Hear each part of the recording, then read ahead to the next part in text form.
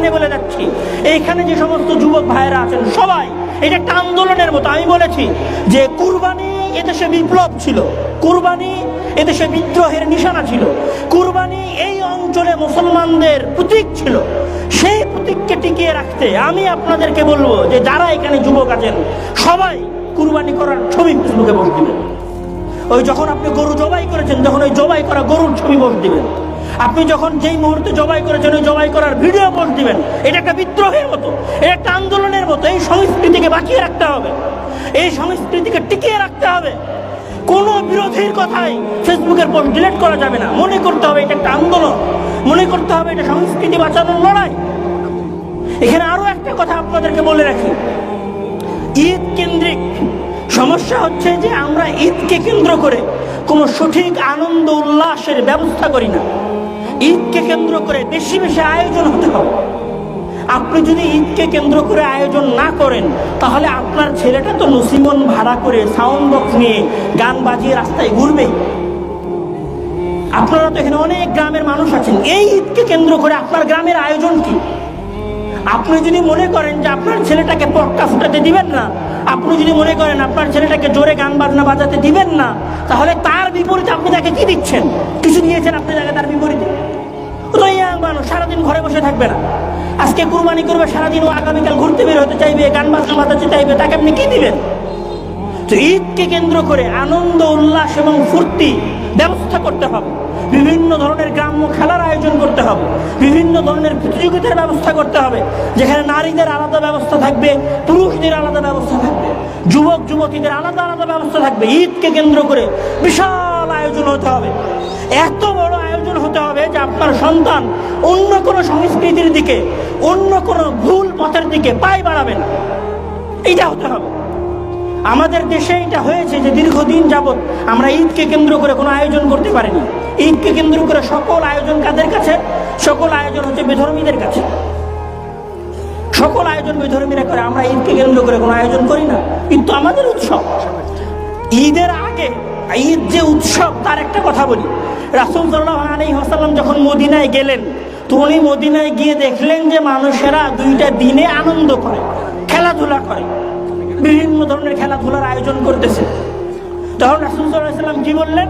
যে কদ আবদালাকুমুল্লাহু বিহিমা খায়রাম মিনহুমা, যে আল্লাহ তাআলা তোমাদেরকে এই দুই আনন্দের দিন, এই দুই খেলাধুলার দিনের পরিবর্তে দুইটা দিন দিয়েছেন। সেটা কি? ঈদুল ফিতর আর ঈদুল আযহা। ঈদুল আযহা ইবাদত, ঈদুল আযহা কুরবানি করার জায়গা, ঈদুল আযহা আল্লাহর নৈকট্য লাভের জায়গা, কিন্তু ঈদুল আযহা আনন্দ উল্লাসের জায়গা। ঈদুল ফিতর আল্লাহ তাআলার ইবাদত, ঈদুল ফিতর মহান আল্লাহ তাআলার দাসত্ব, মহান আল্লাহ তাআলার আনুগত্য, কিন্তু ঈদুল ফিতর আনন্দ এবং উল্লাসের জায়গা। এইটাকে আনন্দের মাধ্যম বানাতে হবে। যদি আপনারা আনন্দের মাধ্যম বানাতে না পারেন, যদি আপনারা ঈদকে সংস্কৃতিতে পরিবর্তন করতে না পারেন, তাহলে আপনাদের সন্তানেরা আজকে যত পথভ্রষ্ট আছে, আজ থেকে 10 বছর পরে তার চাইতে বেশি পথভ্রষ্ট হবে। আজকে আপনারা যদি এই ঈদকে আন্তর্জাতিক লেভেলের, দেশীয় পর্যায়ের সাংস্কৃতিক জায়গায় না নিয়ে যেতে পারেন, তাহলে আপনাদের সন্তানেরা গান বাজনায় আকৃষ্ট হবে। আপনারা তো 16ই ডিসেম্বরের আয়োজন করেন, আপনারা তো 21শে ফেব্রুয়ারির আয়োজন করেন, আপনাদের স্কুলগুলোতে 26শে মার্চের আয়োজন হয়। কেন ঈদকে কেন্দ্র করে আপনাদের স্কুলগুলোতে আয়োজন হতে পারে না? যতক্ষণ পর্যন্ত ওই আয়োজনে হারাম কোনো কিছু ব্যবহার না করা হচ্ছে, ততক্ষণ পর্যন্ত যে কোনো ধরনের আয়োজন ঈদকে কেন্দ্র করে বৈধ। সেটা আমাদেরকে করতে হবে। এই যে ছোট বাচ্চাগুলো এখানে এসেছে, এদের জন্য আমরা এই মাঠে কি ব্যবস্থা করেছি? কোনো ব্যবস্থা নেই ওদের জন্য এই মাঠে। এই যে আপনারা এখান থেকে বের হয়ে যাবেন, আপনাদের ছেলেগুলোর কোথায় যাবে? তা পার্কে যাবে সব। এখান থেকে বগুড়ার যে সমস্ত পার্ক আছে সেগুলোতে যাবে। যেখানে মেয়েরা আছে সেখানে গিয়ে রাস্তায় ট্যাঙ্কিবাজি করবেই তো, ওর তো জায়গা নাই কোনো। আমি এখানে বলে যাচ্ছি, আমি আঙ্কেলকে এটা অনুরোধ করব যে এইখানে আগামীতে ঈদের পরে এখানে সাংস্কৃতিক অনুষ্ঠানের আয়োজন হতে হবে। এই মাঠে খেলাধুলার ব্যবস্থা হতে হবে, এই মাঠে বিভিন্ন ধরনের আয়োজন হতে হবে, যেখানে নারী এবং পুরুষের আলাদা আলাদা ব্যবস্থা থাকবে। ইসলাম একটা পরিপূর্ণ জীবন বিধান, এখানে মানুষকে সবকিছু আপনাকে দিতে পারতে হবে। যদি আপনি মানুষকে সব কিছু দিতে না পারেন, তাহলে যেই সাংস্কৃতিক বিপ্লবের কথা এই অঞ্চলে আমরা উচ্চারণ করেছি, যেই সাংস্কৃতিক বিপ্লবের কথা হাদি আমাদেরকে বলে গেছে, সেই সাংস্কৃতিক বিপ্লব আমরা কায়েম করতে পারবো না।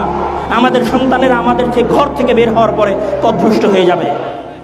সম্মানিত উপস্থিতি, আমি আমার কথা সংক্ষিপ্ত করে নিয়ে এসে দুইটা কথা বলে আমার কথা শেষ করে ফেলছি। এক, যে কুরবানির ঈদকে কেন্দ্র করে যার জীবনী আমাদেরকে পড়তে হবে সেটা হচ্ছে ইব্রাহিম আলাইহিস সালামের জীবনী। ইব্রাহিম আলাইহিস সালামের জীবনী থেকে আমাদেরকে শিখতে হবে, ইব্রাহিম আলাইহিস সালামের জীবনী আমাদেরকে পড়তে হবে এবং জানতে হবে। দুই, যে কুরবানির ঈদ হচ্ছে আমাদের আজীবন এই অঞ্চলে কুরবানিকে কেন্দ্র করে বিদ্রোহ হয়েছে, এই অঞ্চলে কুরবানিকে কেন্দ্র করে লড়াই হয়েছে, এখনো সেই লড়াই চলমান আছে। আমাদেরকে এটাকে লড়াই মনে করে এটাকে চালু রাখতে হবে সামনে। এটা হচ্ছে দ্বিতীয় কথা।